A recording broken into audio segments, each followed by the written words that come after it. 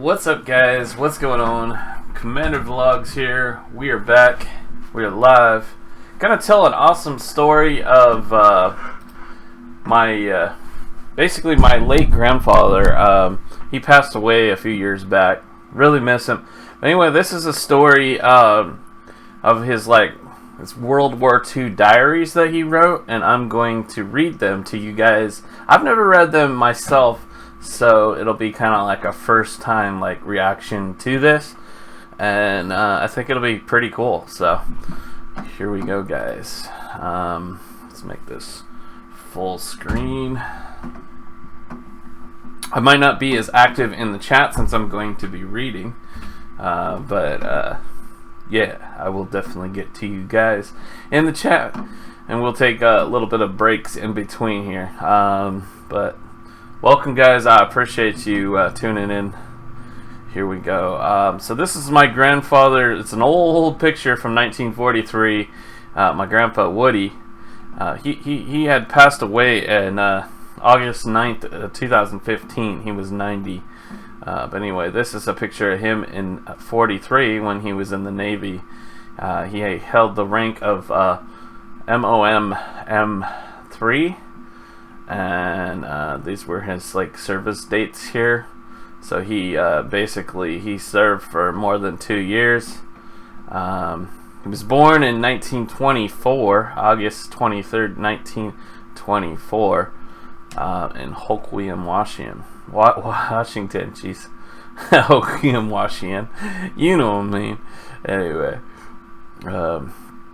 that's where his duty stations. He was in let's see here, RTC Farragut, Idaho, I believe. Let's see here, USS Wayne APA 54, and he was on the USS Orion AS-18, and he was stationed in Guam, Peleliu, Leyte. I cannot pronounce that very well, but he was stationed in Guam. Also in Luzon, Okinawa. Damn, I'm horrible at these. Anyway, we're gonna read this diary now. Check this out. Okay. So it's the story of his time in the Navy in World War II. Let's see here. Okay, here we go. This is his story. Okay. This is a story about my entering the armed forces of the United States. That is, the U.S. Navy. It all began December 7th, 1941. On that day, Sunday, the Japanese naval and air forces performed a devastating attack on Pearl Harbor, Hawaii. It raised havoc all over the world, and particularly in Hawaii. Many of our naval and armed forces were damaged or destroyed, and many sailors, Marines, as well as civilians were maimed or killed. The battleship USS Arizona was hit and sank, with many sailors trapped inside and unable to get out. I actually visited the memorial of the USS Arizona. It's really awesome. So they went down with the ship on the day following the attack, December 8th, 1941. The United States declared war on the Japanese Empire. Soon after, the United States began drafting people into the armed forces to build up its size and strength in preparation for counterattacks against Japan. For me, all in our community, it became a very trying time because it happened so suddenly, without warning. At this time, I was completing my junior year in high school. Wow. It was a very scary time. Our town was so stunned that they didn't know what to do at first and what to expect. Were the Japanese going to come over to our mainland? We didn't know. As a result, for precautionary reasons, the leaders of our community declared a blackout throughout the area. As a result, there would be no exterior lights to be seen at night, and all shades in homes were placed to be pulled so no light would show in case the Japanese planes came at us at night. Interesting strategy. So you kill all the lights and you can really see them coming, right? That's crazy. Wardens were appointed to scour the neighborhood to make sure everyone conformed as asked. If the wardens saw any lights at night, they would go up to the house and confront the owner, and as a result, it was quickly taken care of. Jeez. Out on the coast, the army from Fort Lewis set up bunkers in the sand dunes, armed with guns and ammunition in case the Japanese planned an offshore attack. The crisis went on for some time, and then things began to simmer down. The Japanese never came to our mainland during this time. However, they had seized almost all of the islands in the Pacific except Hawaii. As a result of counterattacks, the United States fought to take back all the islands that the Japanese had seized. What's up, Prince Madras? This is really cool. Yeah, it is, man. It's pretty crazy story, you know. It's my grandfather's story. You know, it was really pretty heavy. I couldn't imagine what he had to go through, you know. But they, like, you know, fought for our freedoms, so we don't have to go through what he had to go through. That's pretty cool. They turn off the lights so the planes try to bomb places they can't see anything or have no targets. Yeah, that's true, huh? They wouldn't. It'd be hard for them to see anything, right? It's not like their planes had like really good lights, like spotlights or anything like that, to where they could see shit, right? I don't think they had that. Okay. All right. Let's see here. Let's continue on. At home, things began to get back to normal. I continued going to school, participating in sports, keeping my grades up to normal, and getting a part-time job working in a grocery store not far from where I lived. I graduated in June of 1943. I spent a lot of time listening to the radio each day for any news about the war that was beginning. A lot of the battles in the Pacific began in the Marshall Islands, Gilbert Islands, and Guadalcanal. On July 8th, 1943, a month after I left high school, I received a draft notice to report to Seattle. As a result, a group of us in our area who received notices boarded a bus the next day for Seattle.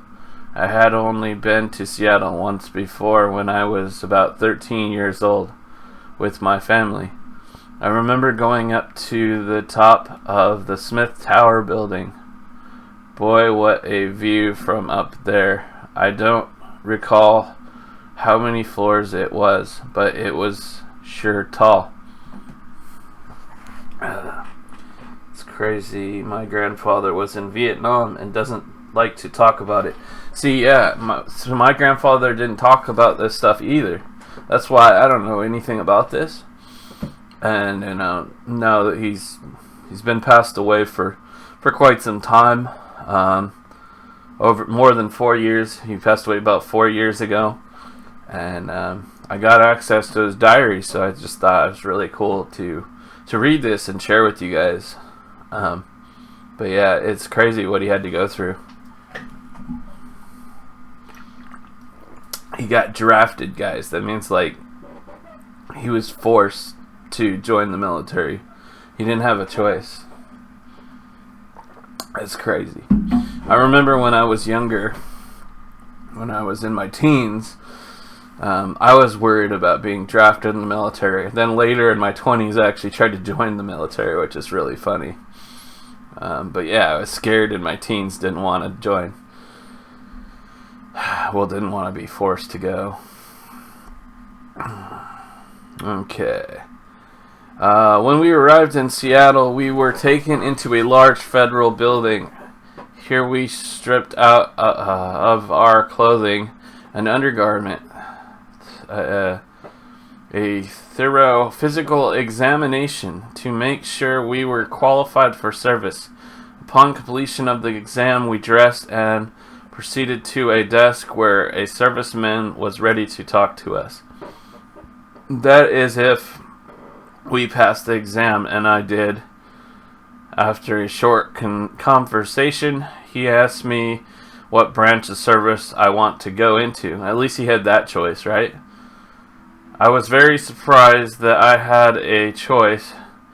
I told him since my brother Ted went into the Navy, I would also like to enlist in the Navy. So I was sworn into the United States Navy. After all this was done, we climbed aboard a bus again to go home for a day to get all of our things and prepare to leave home. This was difficult for me at first since I had never been away from home before, and the furthest away from home included trips to Seattle and Portland. It's not very far from home, guys. Like, I've been to Mexico, I've been all over the U.S. So, that's crazy. I feel a little emotional reading this. I'm trying not to tear up or anything. Alright. This time they told us we were going to Farragut, Idaho. This was all new to me. I was only 18 years old. Another problem was leaving my parents for the first time, and also my girlfriend, who I became attached to. This was very difficult, but I had no other choice. I believe his girlfriend was my grandmother. I'm pretty sure. I think they were together since high school, so yeah. That's crazy. Only July 13th, on July 13th, 1943, we all boarded a bus for Seattle again, only this time we were not coming back for a long time. Upon our arrival in Seattle, we were taken to a train depot. Here we boarded a train bound for Farragut, Idaho. I had never been on a train before, so here was another new experience. The train was to take us to Farragut, Idaho, where a new naval training base had just established months before. This was where we were to begin our training. I think they called it boot camp. After leaving Seattle, our train traveled through some beautiful country in Washington and Idaho. The view was magnificent. I want to ride the same train. It's probably not the same train, but I mean the same on a train with the same route. That'd be kind of cool, huh? We finally arrived at Farragut on July 16th, 1943. We got off the train and were met by a naval officer who welcomed us and lined us up and marched us over to a huge trailer, which we later called a cattle car because they stuffed us in pretty tight. The trailer was towed by a large truck. Once on the base, we were taken to our assigned camp called Camp Binyon. Here there were several barracks, and were taken to one assigned to us. This would be our home for the next 2.5 months. We were given clothes to wear, shoes, and naval uniforms with hats. We got rid of our civilian clothing. Now it was all naval gear. We were given blankets and pillows for sleeping. In the barracks, all the beds were bunk style, one on top and one on the bottom. The one thing that helped being away from home was having 3 of my classmates in high school with me. Bill Frodo, who was one of my classmates, slept on the top bunk, and I slept on the bottom bunk. When night came, it was hard to go to sleep after such a busy day.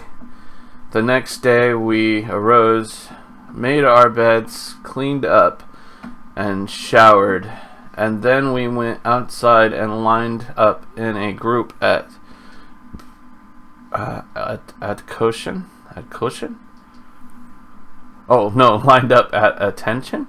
I think it's Attention, where we met our commander.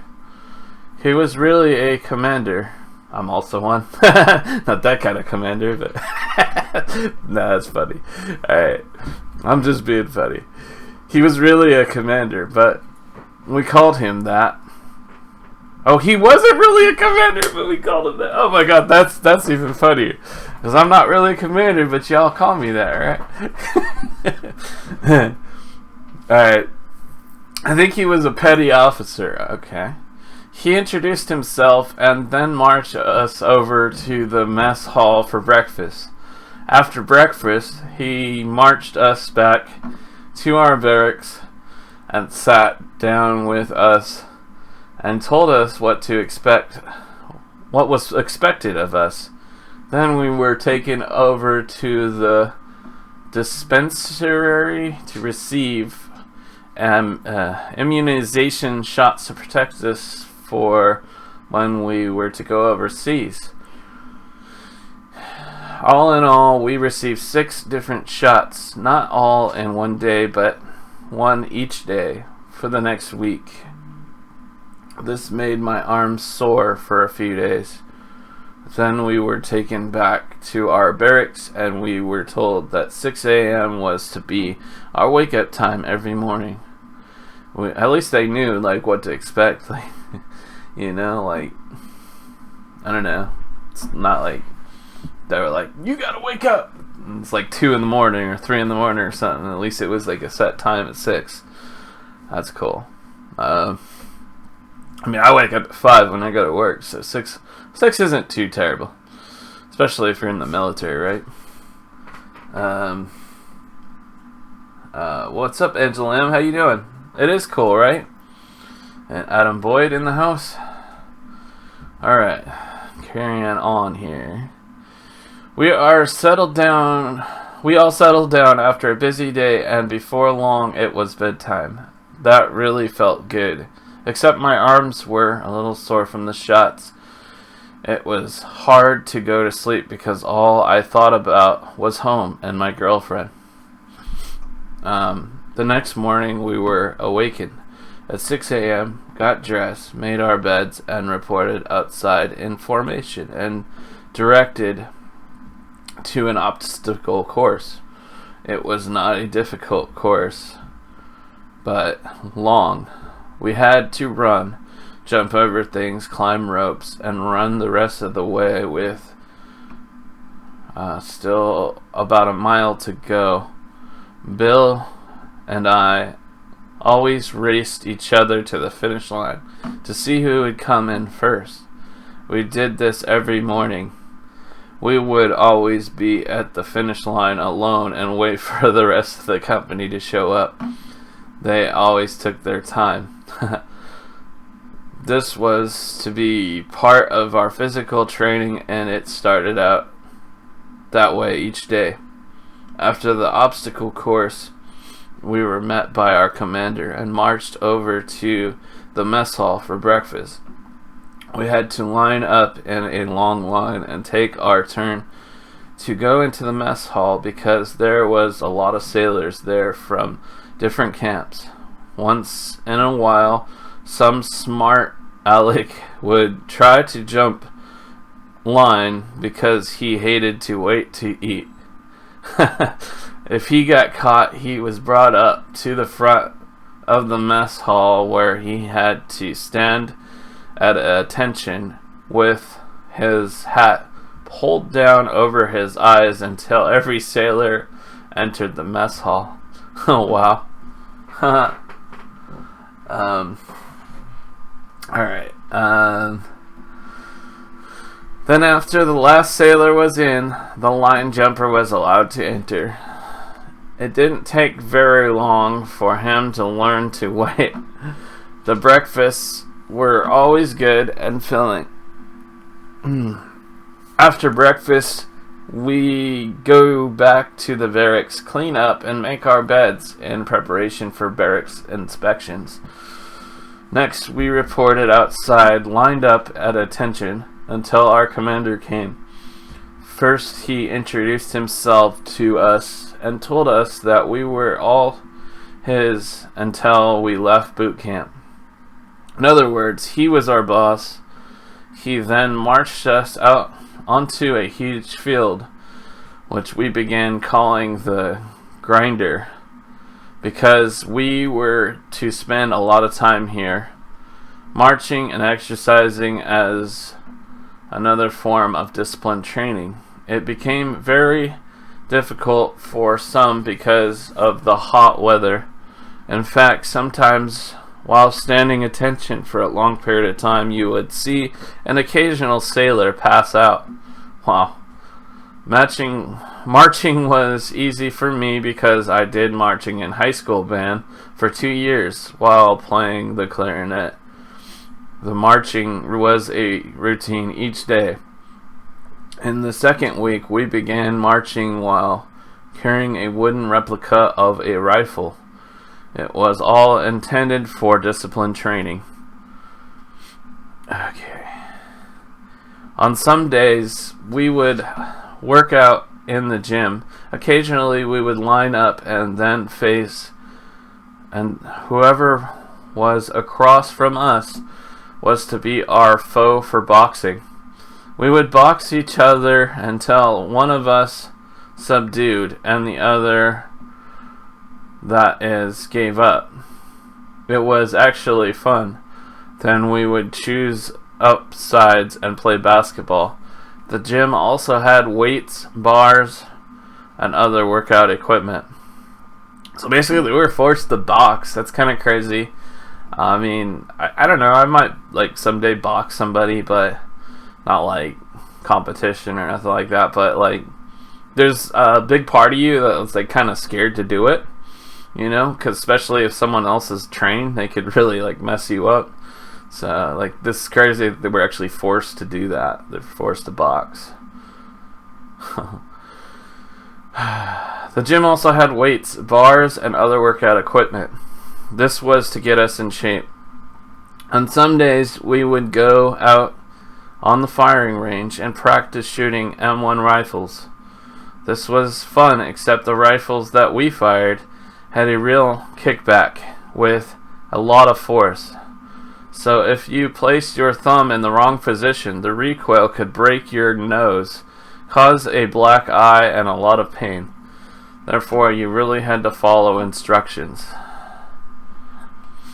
One day a week was reserved for Lake Penn or Oreo.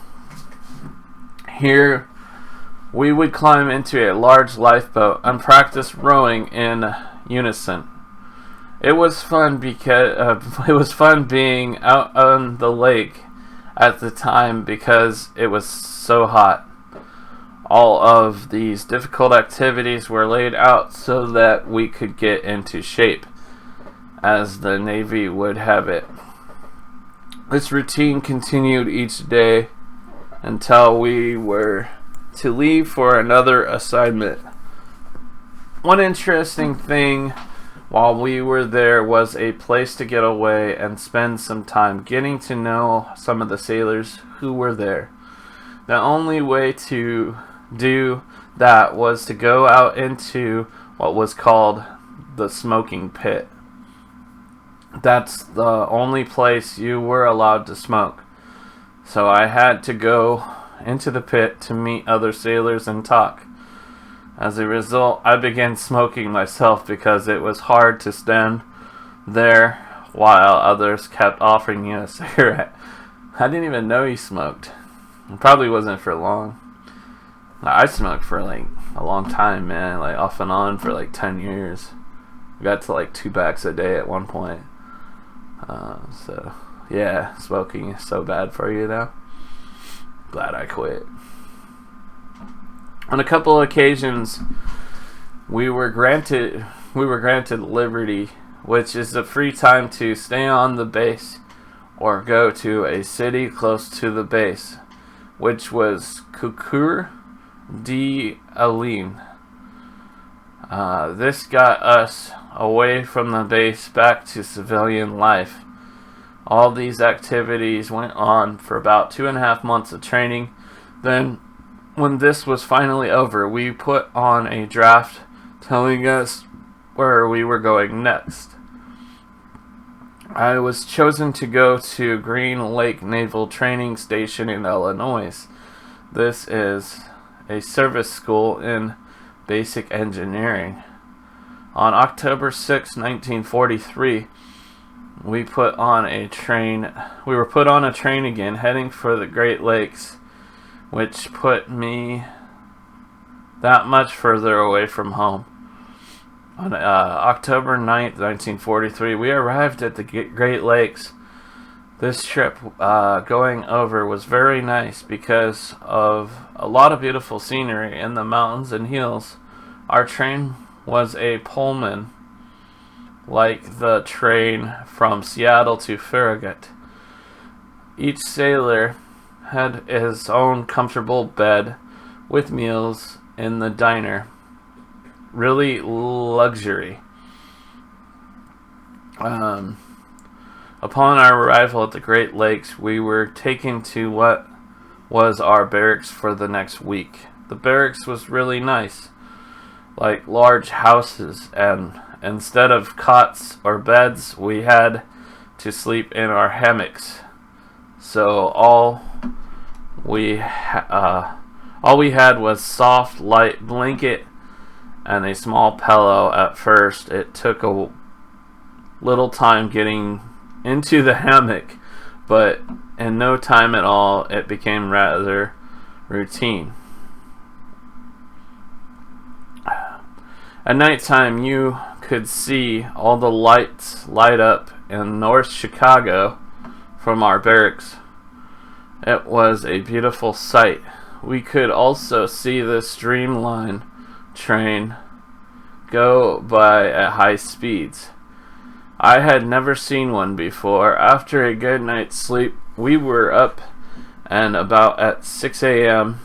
We showered, brushed our teeth, etc., and then we were taken to breakfast. After eating and talking to other sailors, we were taken to a large hall where we were given instructions on what we would be doing while here. We were told that we would be going to classes each day starting at 4 p.m. and lasting until midnight. Then we go to sleep until 7:30 a.m. the next morning. That was interesting because going to classes was like being back in high school with desks, papers, pencils, etc. to study basic engineering. Each day at class, we had something different to do. I recall one time we were given a jagged steel block and a file. We had to file all the quarters. This took a little time because the block was not very square, so I had to work at it, and eventually I remember getting it square. On other occasions we would have lectures on diesel engines. We had books and we read each one to familiarize ourselves with diesel engines and how they operated. Occasionally we would work on these motors, tearing them down and putting them back together. I didn't know this at the time, but later found out it was to do with landing crafts. When the day was done and weekend came around, we were given liberty, free to go off the base. My first visit was into Chicago. At that time, Chicago looked like a big town with tall buildings and streets with many shops. To me, the city looked much bigger than Seattle. I went on liberty with a buddy I got to know in camp. It cost us $1 for the train ride to Chicago. Oh wow. We had a great time and felt like the people in Chicago were really nice too. Servicemen. After spending a day in Chicago, it was time to get back to the base. We got back about 4 a.m. in the morning and slept until noon Sunday. It was quite an experience. Our next liberty was Milwaukee. We continued this kind of procedure for about 8 weeks. Then, December 4th, 1943, we got our orders that we were being transferred to San Diego. On December 5th, 1943, we were boarding a train heading for San Diego. This time our train went through some hot country like Arizona, New Mexico, Texas. Because it was so hot, we began to roll the windows down for cool air, but instead we got coal dust blowing in from outside. That's what the train was discharging. They burned coal, not diesel like today. It was a rather long trip. I'm gonna take a second here. It's more reading than I've ever done in a long time.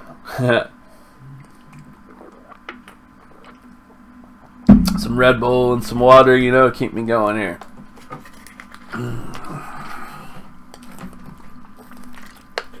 Alright.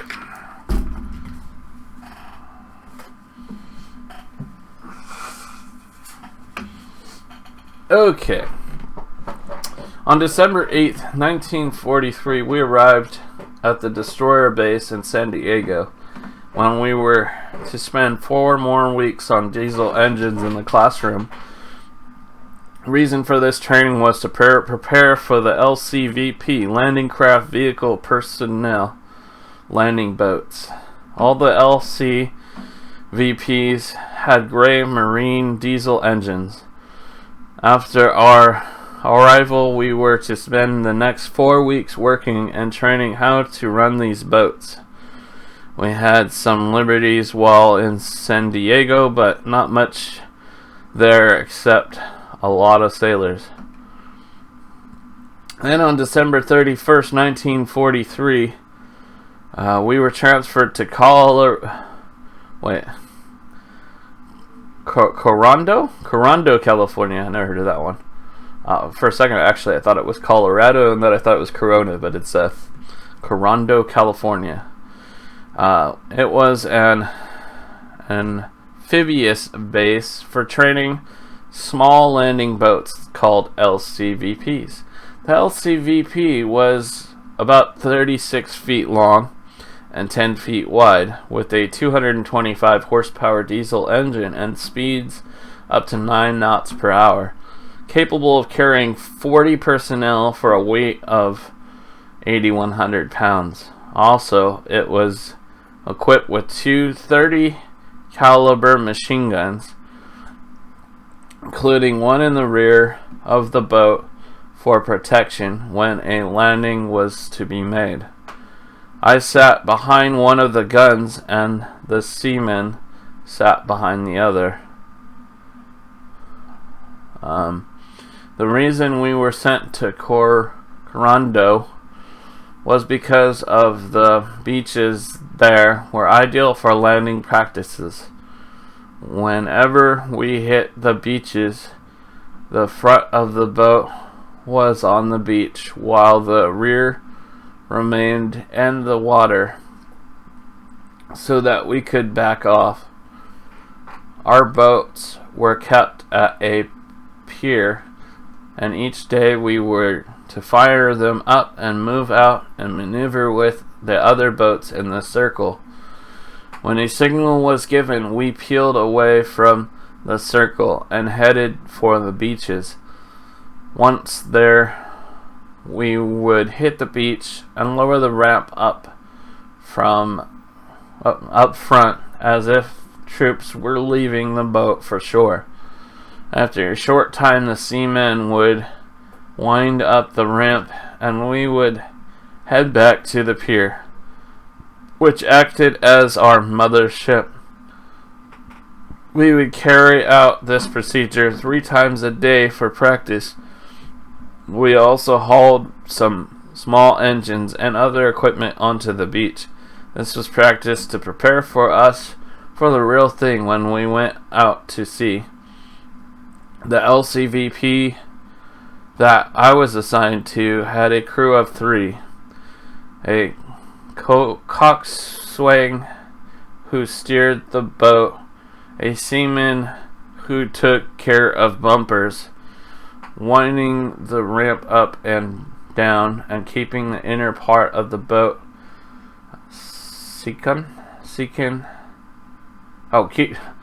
I can't read. Keeping the inner part of the boat clean, and me, the person in charge of the diesel engine. After a few weeks of practice, we were all trained and ready to ship out.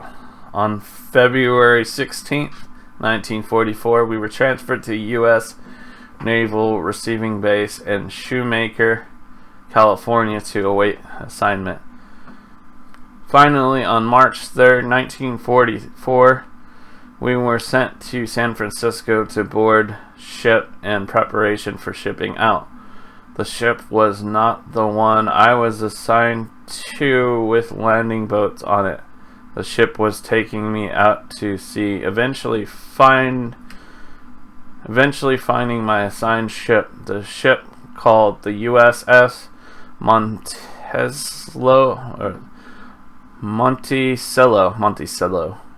USS Monticello was a huge ship with 2 stacks. Used to be a pleasure cruise type of ship that was converted into a troop and other personnel transport. On board, we had all kinds of personnel: Navy, Army, Marines, and others.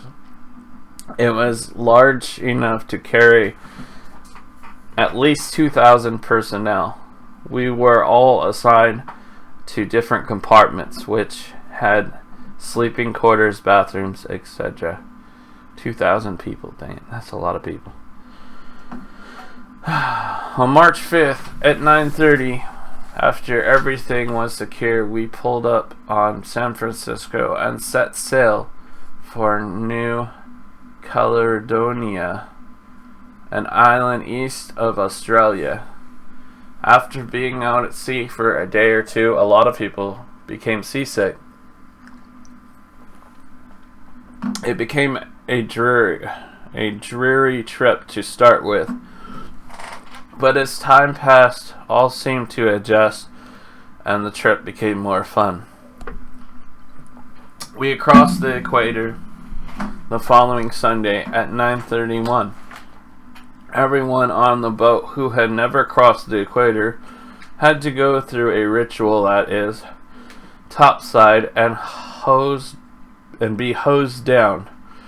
I didn't mind the hosing because it was very hot outside. Because it was hot down below deck, it was hard to spend time there, let alone sleep.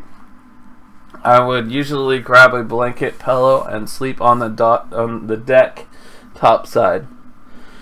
After our hosing down, we were given a certificate and a card to carry in our wallets to show that we were now real salts. So what says real salts? The unusual part was we were out on the ocean with no escort. The powers to be must have thought that there was no danger in part of the Pacific with Japanese submarines because they were up in the central and northern parts of the Pacific.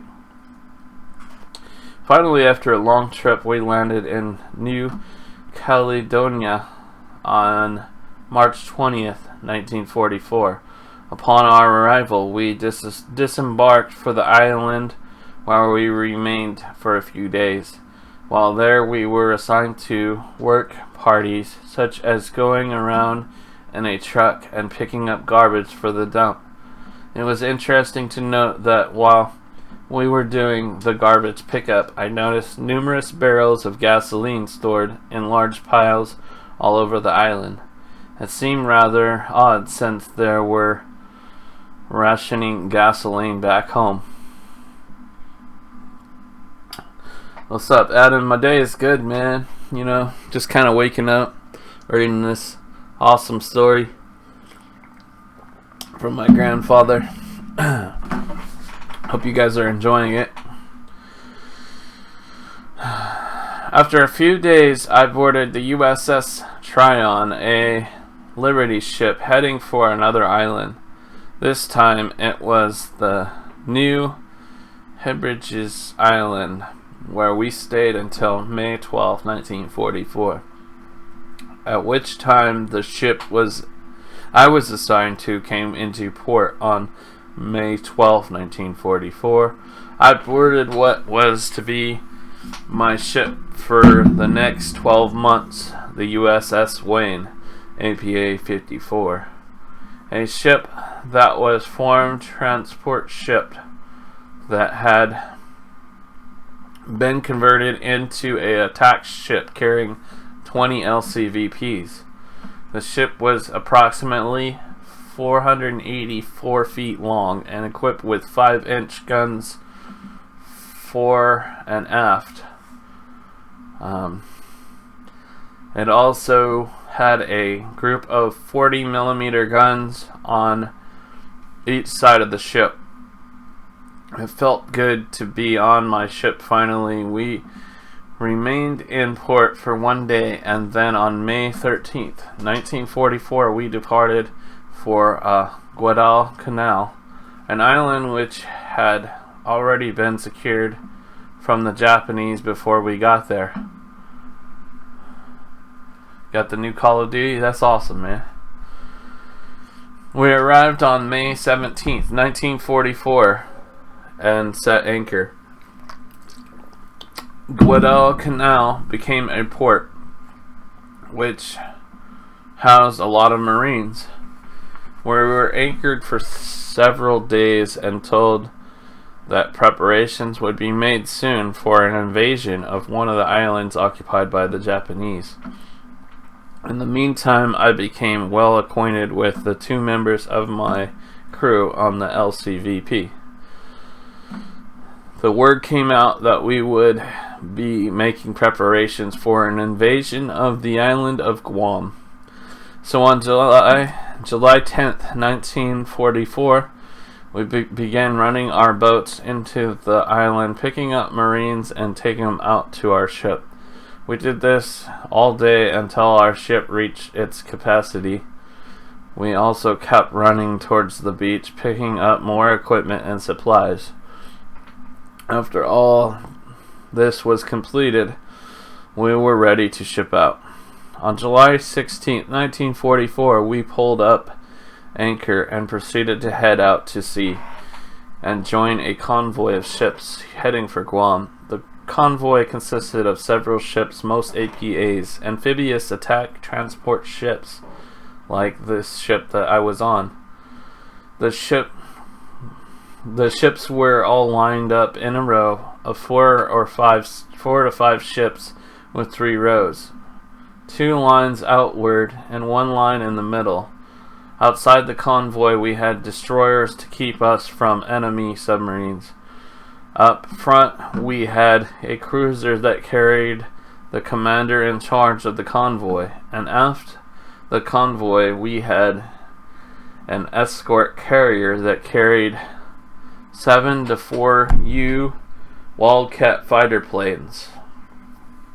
Our convoy was very well protected from the enemy. While on convoy, we would run a zigzag pattern to protect us from any submarines. On our way to Guam, we would have GQs or general quarters exercise in preparation for any enemy aircraft. Once I got the opportunity of being strapped into a 20mm gun for target practice on a target being towed by one of our planes from the carrier. We used tracer bullets, which made it easier to hit the target. It's something I'd never done before, and it was fun.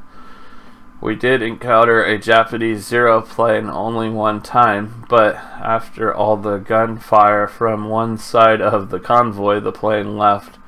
The reason only one side of the convoy fired at the Japanese plane was because the 5-inch guns were fired 5-inch 38s, which fired up on contact of a surface. So if the ships on the other side fired too, then they could hit the ships on the other side, which we also spent a great deal of time on the top side because it was hot below decks. In fact, at night, the 2 crew members and I attached our hammocks in our boat, and that's where we slept. Since the boat was 10 feet 6 inches wide, we could tie our hammocks to each side, which made sleeping more comfortable. And I'm going to the cinema. Alright on, man. Enjoy, huh? Which movie are you gonna go see? During that time, the battleships offshore had been fired into the island of Guam. Had been firing into the island of Guam. The reason was to soften up the island so the invading would be easier. Next, airplanes began bombing and shelling the island's beaches. This went on for an entire day, and you would think that anyone on the island would be killed.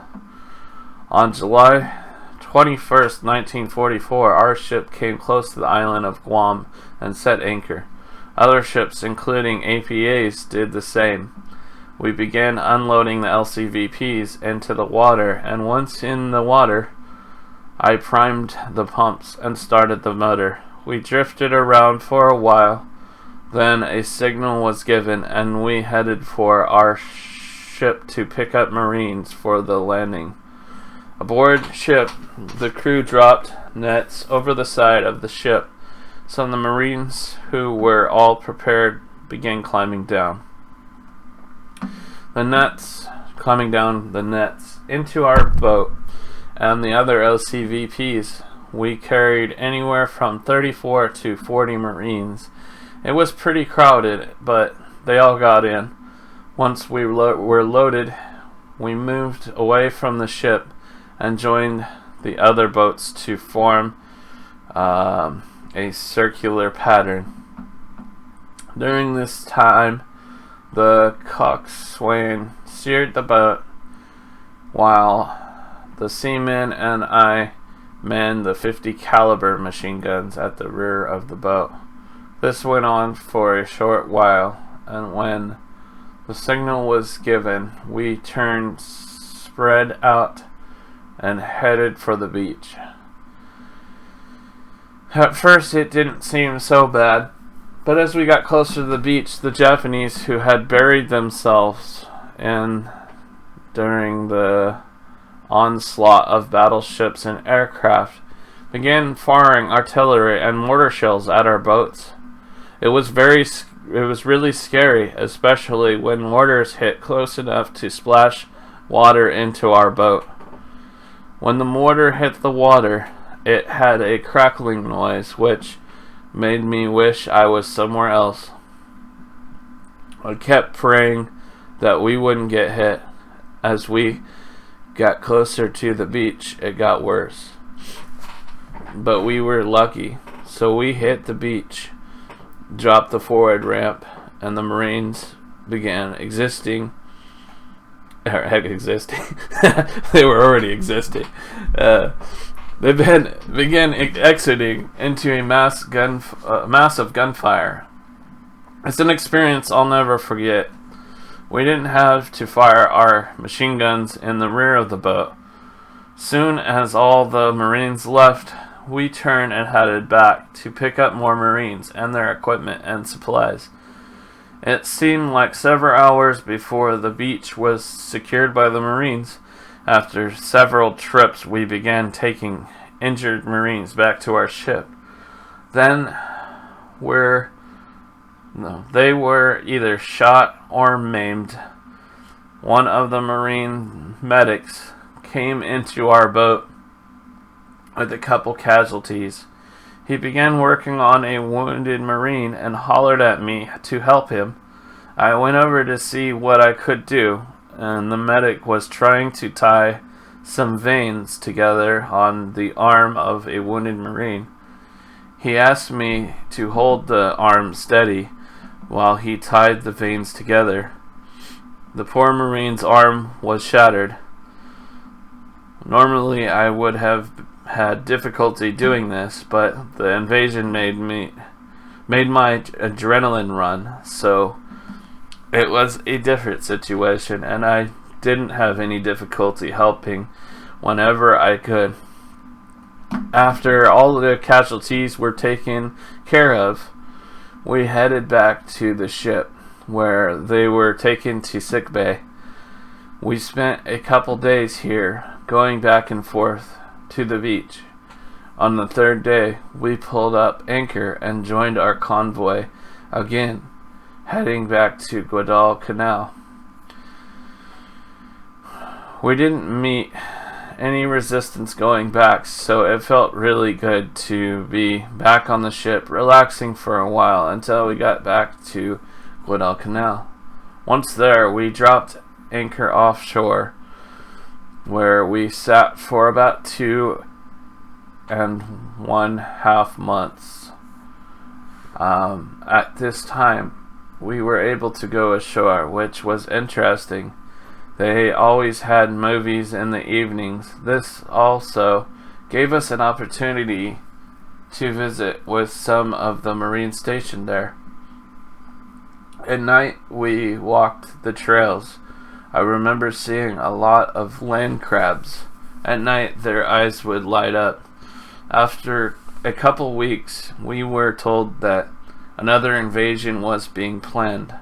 So we began making preparations by going back and forth to the beach, picking up and delivering supplies. It was now the month of September. When all the supplies and all the equipment has been delivered, we began landing and taking Marines back to our ships. We had large compartments for them to stay at. At this time, they ate with us for several days before we were scheduled to leave. On September 11th, 1944, we pulled up the anchor and again joined up with our convoy, heading for Peleliu, the next island to invade. On our trip there, we didn't encounter any Japanese aircraft, so it was kind of smooth sailing. For the next 4 days, we headed for our second invasion. On September 13th, 1944, the battleships and aircraft began bombing and strafing the beaches as they did in Guam. On September 15th, 1944, we arrived and dropped anchor. As before, our LCVPs were dropped over the side into the water. I should mention that each LCVP was attached to a divot, a steel structure that raised and lowered the boats into the water. The same routine was carried out here as was done in Guam. Marines climbed down the nets into our boats. and then maneuvered it to a circle with other boats. And when the signal was given, we turned and headed for the beach.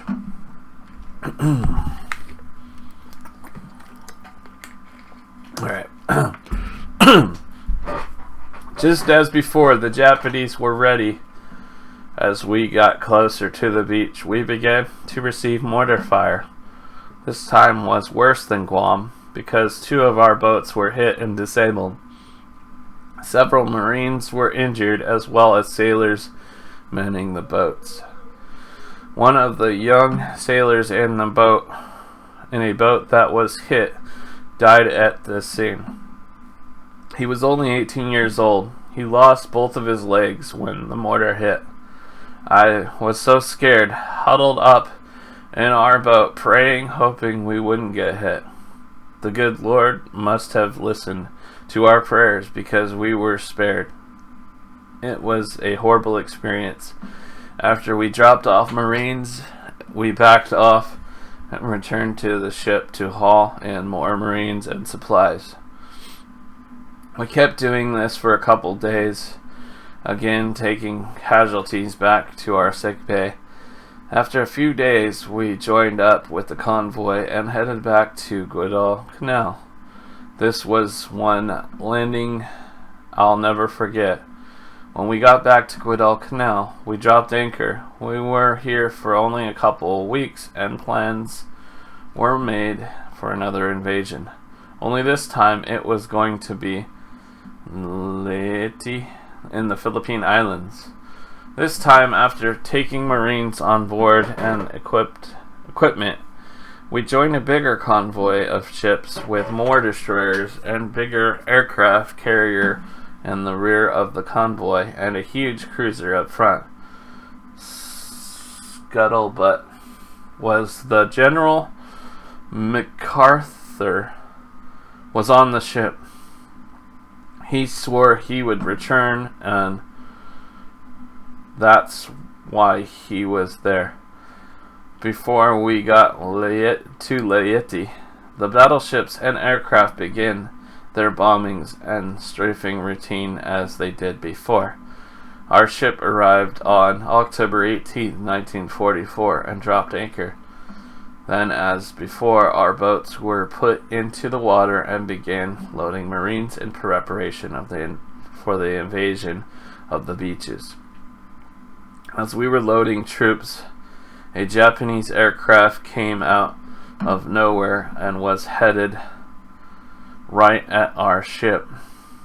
So the guns on board ship began firing at the enemy plane. We all ducked down because the plane was coming right where we were loading Marines. It's a good thing we had a 5-inch gun in the bow, because a shot was fired from the gun and tore the right wing off the plane, and it caused it to veer away from us as it crossed the bow of the ship and fell into the ocean. There was a bright flame when it hit the water, and then it was gone, pilot and all.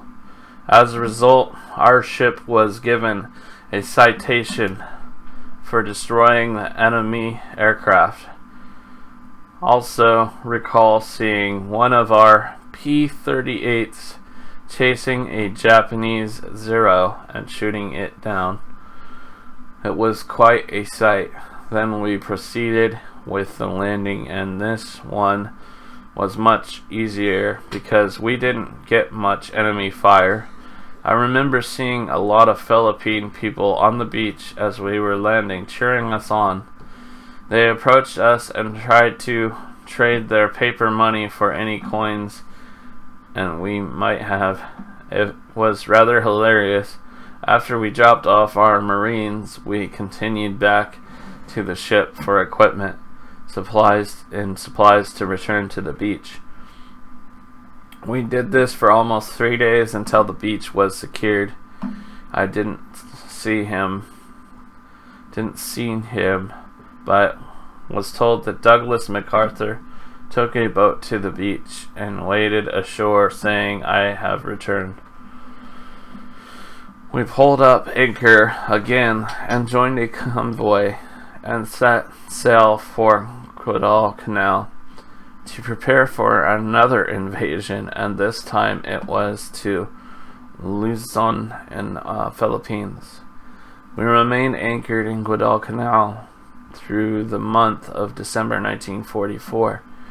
Then we went through all preparations as previously, that is, landing Marines and supplies. We were ready for departure. We pulled up anchor and joined a convoy and headed toward Luzon in the Philippines. When we arrived at Luzon, the beaches were very shelled, including strafing, so we did not encounter much enemy fire. On January 9th, 1945, we went through the same procedure as previously, landing Marines on Luzon, and then reinforcing the invasion on February 1945, returning with more supplies and equipment. The landing went very smooth, with little hostile fire. I think the Japanese here were pretty much given up. A lot of prisoners were taken. After all this was completed for us, we headed back to Guadalcanal. We spent part of February and March ashore here. Now all preparations were being made for what was to be my first landing in Okinawa. When the time came, we began our routine of landing Marines and equipment supplies on board ship. It only took about 1 week, and now we were ready for and prepared for Okinawa. We joined the convoy and set sail for Okinawa. Our convoy was never attacked by the Japanese submarines or planes until we got to Okinawa. And that's when we started running into suicide planes, because I think the Japanese began thinking they were losing the war, so they became desperate. We fired at the planes, but our ship never shot any down, nor did we experience any damage. On April 1st, 1945, East Sunday, we began landing Marines on the beach with very little fire from the enemy. After landing all the Marines, we went back and forth to the ships to haul more supplies and equipment to the beach. Even every so often we would see a suicide plane go over us, but a lot of them were shot down. After the second day there, we were not hoisted up to our ship, so we kind of rode around looking at a couple of the ships that were hit by the suicide planes. One destroyer was hit by 3 suicide planes and was about to sink when we went by. The crew had already abandoned ship, so it was just sitting there. It was a very disturbing sight because I knew there were casualties. After all was secured, on April 9th, 1945, our ship pulled up anchor, and this time, after joining the convoy, we headed for Saipan, an island in the Pacific. We arrived there at about 11 a.m., April 12, 1945. The next day, we left Eniwetok,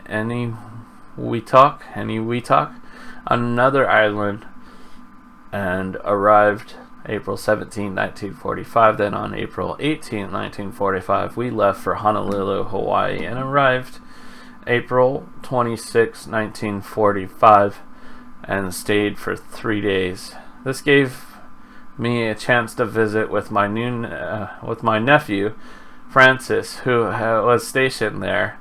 He served as a captain on the tugboat. We had a nice visit and talked about our times at home, and he filled me in on what he was doing there. On April 29, 1945, we left Hawaii and set sail for the United States and arrived in San Francisco on May 5th, 1945, where I was immediately transferred to Treasure Island, California. On May 9th, 1945, I was given a 30-day leave, so I packed up, boarded a train, and left California at 4:30 p.m. and arrived in Seattle at 6:45 p.m. the following day. From there, I had boarded a bus for home and got there about 1 a.m. on May 11th, 1945. My mother and father were happy to see me, and the next day we had breakfast and spent more time telling them about my travel and experiences. It felt so good to be home. The afternoon, May 12th, 1945, I hopped into an old Ford Model A and drove over to see my girlfriend, Dareth. That was my grandma. She was so happy to see me, and I was happy to see her. We spent time the next 8 days doing a lot of things together. It was really a real special time. On April 15th, I took Dareth to a movie, and before we left the car, I gave her a big hug and kiss, and then proposed to her. It was such a wonderful evening. Before that, I asked my sister Dorothy to help me find a ring. So the next day, we went shopping, and I found a beautiful ring. When I proposed to Dareth, I showed her the ring, and she looked at it with surprise and said yes. So I placed the ring on her finger, and we kissed and hugged again. We were so happy. Then we went into the movie theater and watched the movie. But we didn't see too much of the movie because we hugged and kissed all through it. I can relate to that.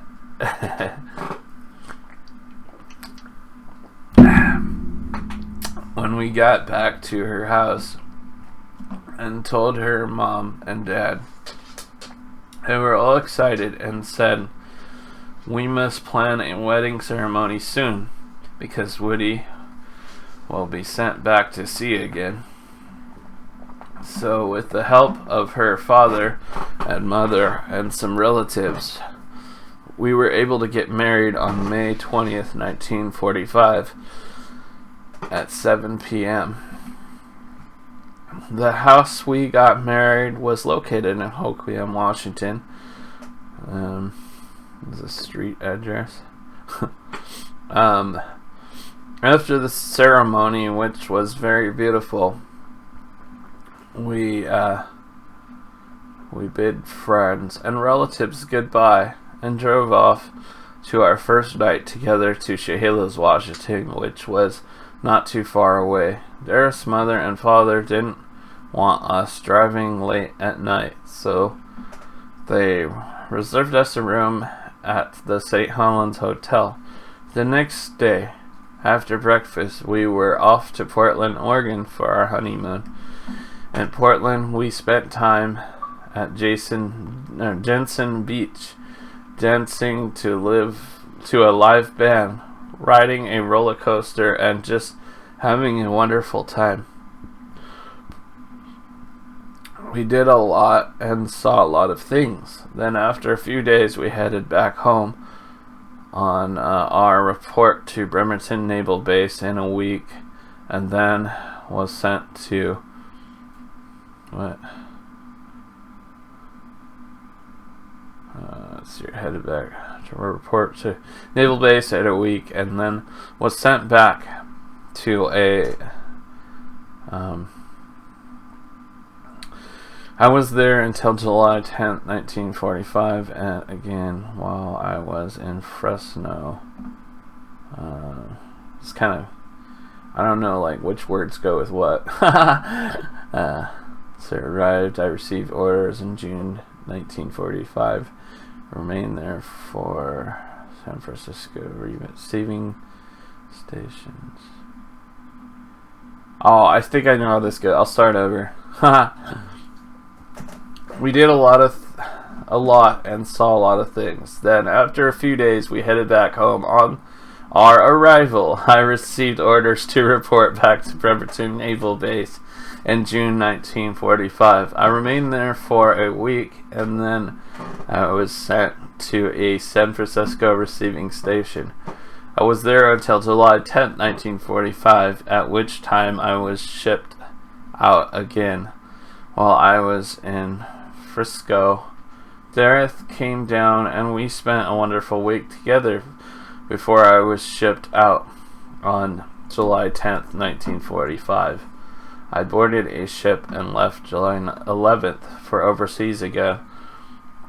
On the way over, it stopped at Pearl Harbor, Hawaii for a short stop and then left for Eniwetok in the Marshall Islands for another short stop, and then off to Saipan to wait for my next assignment.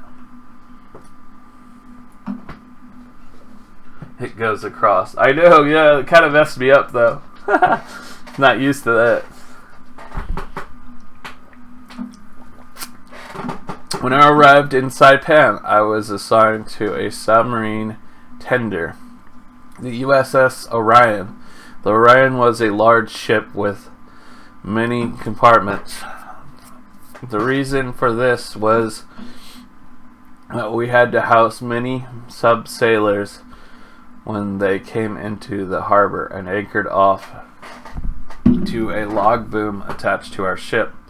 They would pack up their gear and come aboard and occupy one of the compartments. It became like a hotel for them.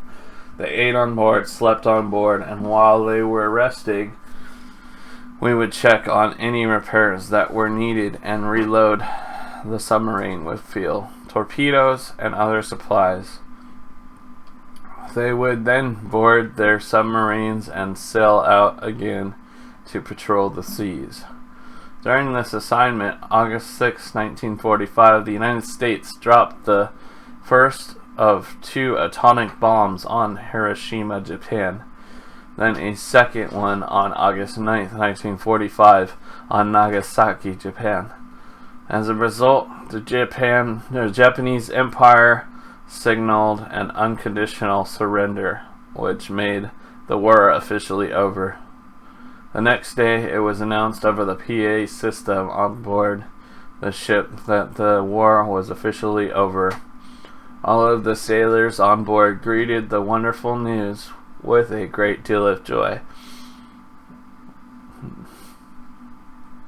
We hugged each other, shook hands, and yelled, "Yeah!" It was a wonderful feeling. On December 1945, I received orders to report back to Bremerton. Was lonely for Dareth, and I hoped we could ride together on the train for our trip back.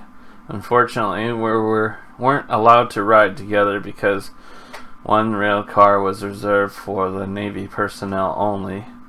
When we arrived in Bremerton, I met Dareth and saw her off the bus on a bus back to Hoquiam. While I had to remain in Bremerton until I was discharged from the Navy. I was given honorable discharge papers and campaign ribbons with 5 battle stars signifying the landing we made at Guam, Peleliu, Leyte, Luzon, and Okinawa. After this ceremony, I was released and again entered civilian life, so I boarded a bus for Hoquiam. My time in the U.S. Navy was over. In conclusion, I must say that this was an experience I'll never forget. I feel so proud that in some small way, I was part of the United States forces that brought this war to an end. Okay. There's a little bit more. I'm going to do that now. Let's see here.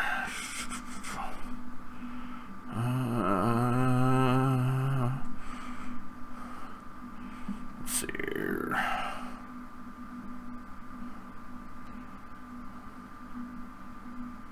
something about he went to a football game. New York and the Green Bay Packers won. On one occasion, our ship gave partly... I don't know.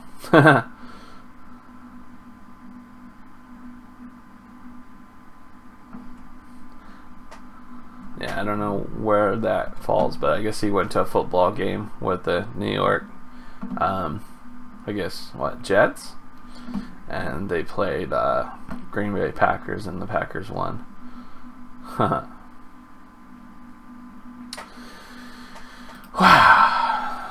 that was pretty intense, huh? Shit. I guess there's a little bit here. I'll read this. I don't know, like, if it's supposed to, like, go somewhere else, but I'm just gonna read it. So, Packers won. On occasion, our ship gave a party at the Waldorf Astoria, which was a real treat. On another occasion, we took an airplane to Washington, D.C. to visit the Capitol. Then, following the war's ending, we got orders to go back to the United States, which made me very happy. On September 1st, we left for Saipan at 1500 and headed for Pearl Harbor. We stayed there for a couple days. On September 10th, 1945, we left Pearl and headed south to the Panama Canal. This was a real treat for me because I had never been there before, the Panama Canal. It was interesting to watch the procedure of going through the locks. Before we entered the canal, we docked at Balboa first to wait our turn, which took only a day. As a result, we were allowed to go ashore and visit the city. It was enjoyable except for a lot of sailors.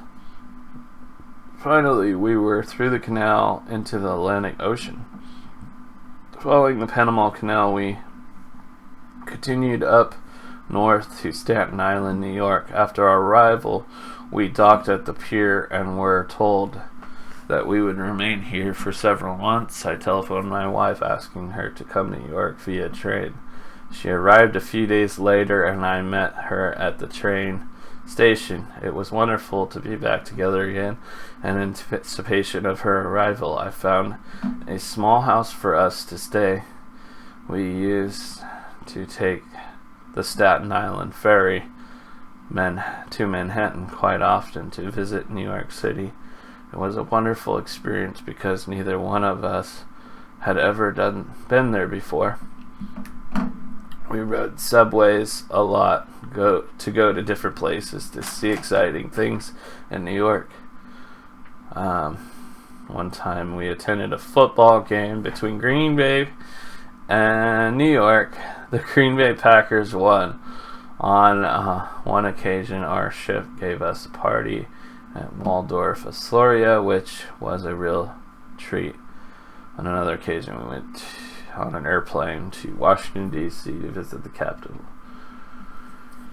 Alright, I think I've read everything. There may be like some small missing stuff, but that was a pretty good story, guys. Like, holy cow, like, I was holding back tears on some of those parts, you know. Just, you know, the parts where, like, you know, he had to leave home and he's away from home so long, and, you know, when he was returning home and when he was being shot at and there was mortars going off by his boat and people's limbs being blown off, and like he had to see all that, and, you know, kind of like almost teared up a little bit because that's pretty intense. It's crazy that he had to go through all that, but sure glad he survived, because if it wasn't for him surviving, I probably wouldn't be here, right? So anyway, yeah. He was born August 23rd, 1924, and he died August 9th, 2015. I'm going to read this little thing here. Let's see here. He passed away peacefully around his family August 9th, 2015, at the age of 90. He was born to Jacob and Sophia on August 23rd, 1924, at their home in Hoquiam, Washington. Woody graduated from Hoquiam High School in June of 1942. When enlisted in the Navy at age 18 years old, he was a World War II veteran and served as an LCVP engineer in the South Pacific while the world was at war. Woody corresponded with the love of his life, Dareth, aka D, which is my grandmother, at her parents' home in Hoquiam on May 20th, 1945. Woody received his bachelor's degree from the University of Washington and was a lifelong Husky fan.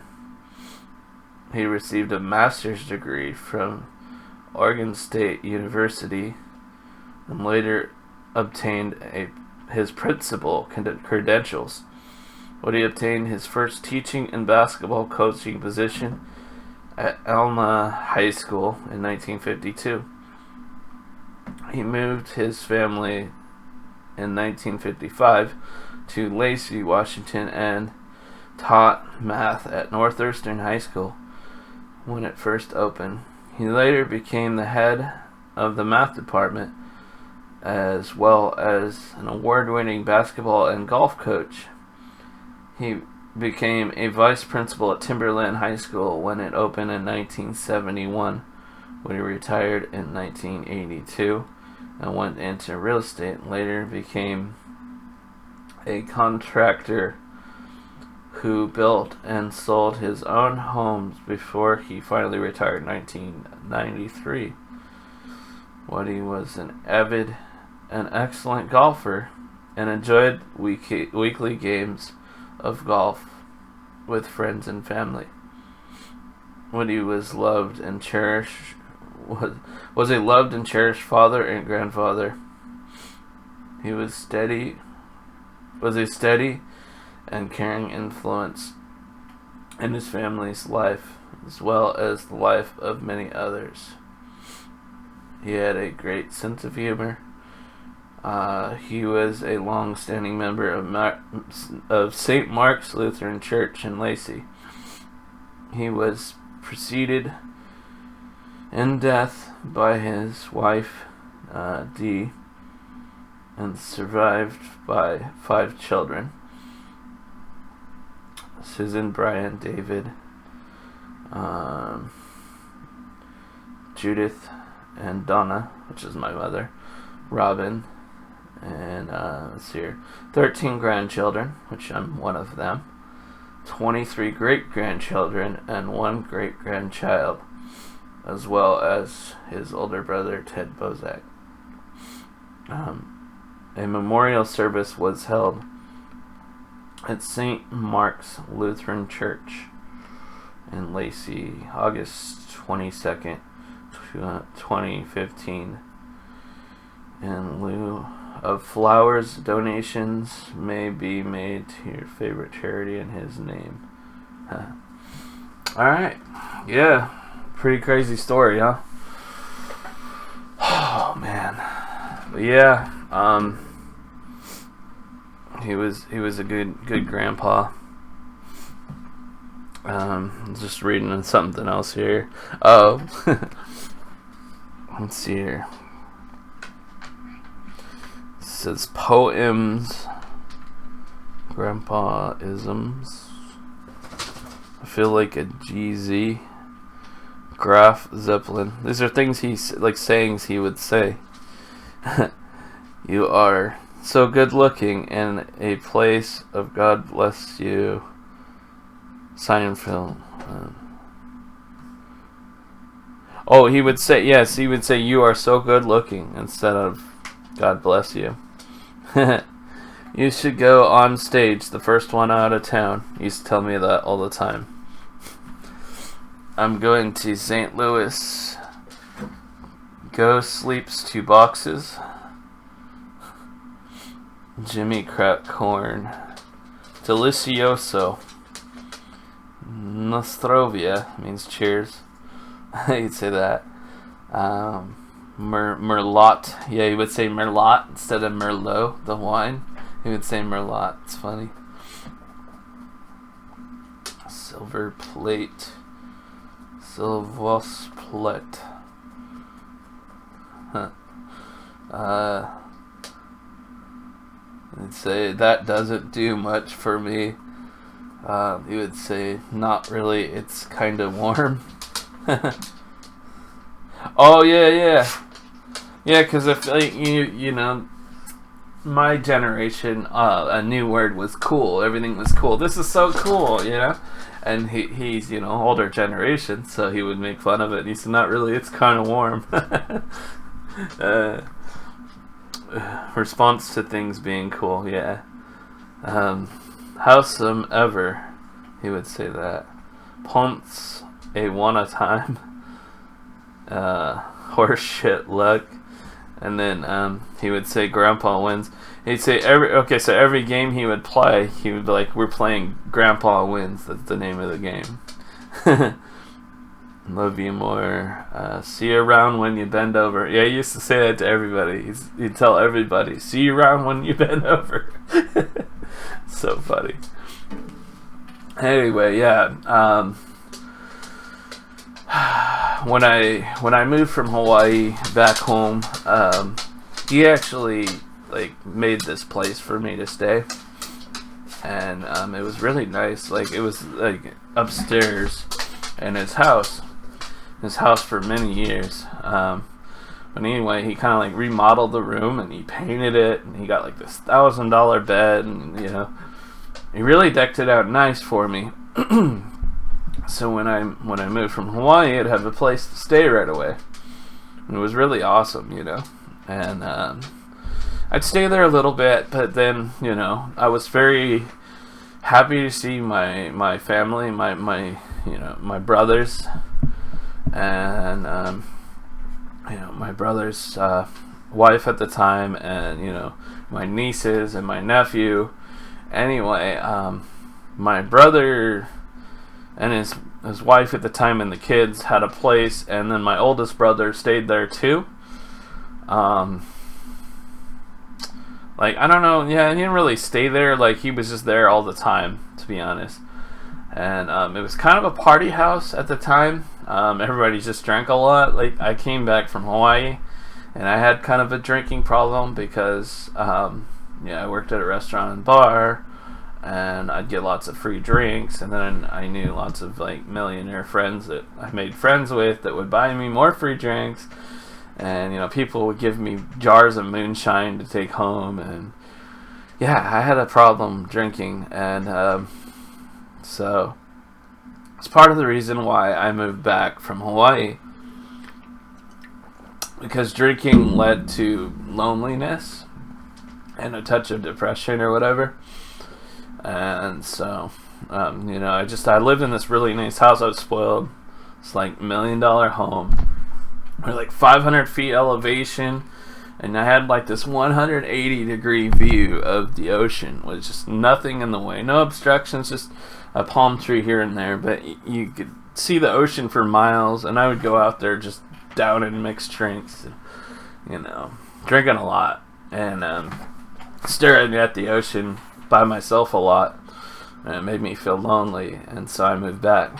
And so yeah, Grandpa had a place for me to stay, but I was in the kind of a party stage in my life, and so I was at my brother's a lot, and I was never there to keep Grandpa company and help Grandpa. I did sometimes, but not as much as I should have, and I regretted that. And anyway, I was never there, so he had basically I think he just started putting things in my room as storage, and then basically said, well, I guess you're not staying here anymore, so whatever. So I don't know, I felt I really disappointed him there, and that hurt. That sucked, but it's just kind of a life lesson. And I was lost, and I had a drinking problem, and I've come to my senses. I haven't had a drink in so long, you know. Partly because my current girlfriend doesn't like people that drink, so that's most of the reason why I don't really drink. Otherwise, I would. But yeah, I regretted that. And then, you know, later in life, I got, you know, more mature, and I wasn't drinking as much. And Grandpa would have me over all the time because he actually sold that house, and he moved to another house in kind of like a retirement community. It was kind of like a double wide trailer. It's really fancy though, very nice, and it was like in a 50s and up community. And he kind of said that he sold his house and moved because I wasn't there, and I don't know if that was just kind of like almost like a guilt trip or whatever. I don't know, but you know, I don't know. There's probably a lot to do with it. Is just, you know, he didn't feel like he could really take care of that big place. It was a big place, and a lot of landscaping needed to be done, and it was in a community where you really had to keep up with the landscape and keep everything nice. And, you know, he was getting older and he needed help, and I just kind of wasn't there as much as I should have been. And other people, maybe they weren't there to help either as much as they should have. You know, we get busy in our lives, and, you know, we do things that we regret. And, you know, anyway, so he moved, and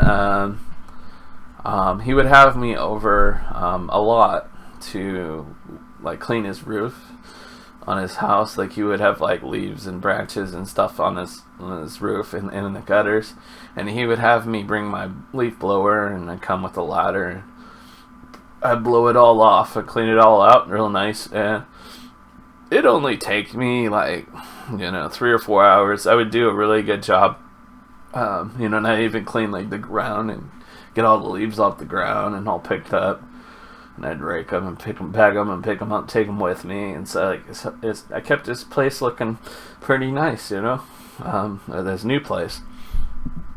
And yeah, like 3 or 4 hours, and he would give me like $100 every time. And there'd be so many times where he'd be like, I think, he'd call me up and he's like, I think there's like a stick or something up there. And he'd have me blow off his roof again. And it was like really like 3 weeks after I just done it or something, or a month later. It was almost like he was just trying to get me money because he knew I'd been financially struggling. You know, so he was a really good guy. And I definitely miss him. But yeah, you can't really change the past. Like, I wish I was there for him more, but, you know, it is what it is. And yeah, I remember at one time I was trying to get like a $500 loan, and my mom didn't want to give it to me. And I don't even remember what it was for. It might have been just for a bunch of bills or something I really wanted. I don't know. But she told me no, and I remember Grandpa like overheard it or something. I'm pretty sure, or I don't know if I asked him or what, but he gave me the $500, and, you know, that was really nice. And I remember my mom was like, I don't know if she was mad at him or what, but she was like, you know, trying to play tough love here, and you're just giving him the money, you know. But yeah, he always took care of me, man, so I'll never forget that. Anyway, getting emotional now. So yeah, he died 4 years ago. He was my last grandfather. I don't have another grandfather. So yeah, he's gone, but, you know, I like to believe he's somewhere up in heaven or something, you know, smiling down at me, hopefully proud of me. The last grandparent I have is my grandmother on my dad's side, and she's got Alzheimer's, and I need to go like visit her. I haven't seen her very much, and I should, but I don't know. I've been busy, or maybe I've just been selfish.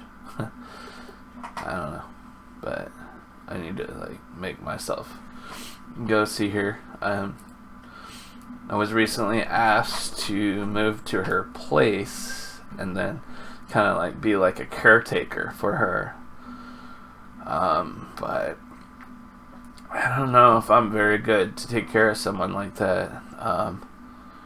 You know, Alzheimer's is a bad disease, and they forget who you are, and it's kind of crazy. Like it would take a lot of like dedicated, you know, assistance for someone like that, and I think she doesn't belong with someone like me. She needs to be probably eventually in a nursing home, or then like, if not nursing home, because I know she probably wouldn't like that.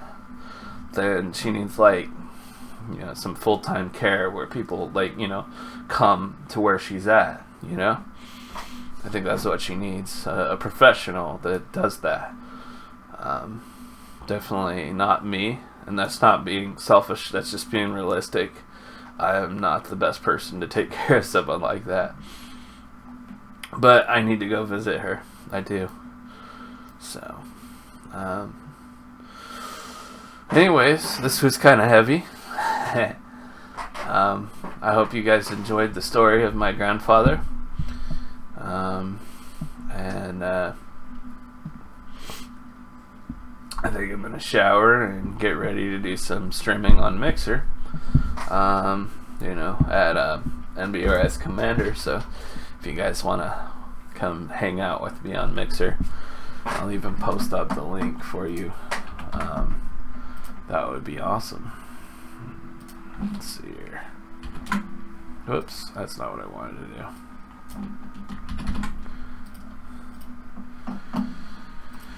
I'm glad you enjoyed it, man. I appreciate you guys watching. Thanks, Prince Madras, Adam, Angela, everybody that's watching and lurking. I really appreciate it.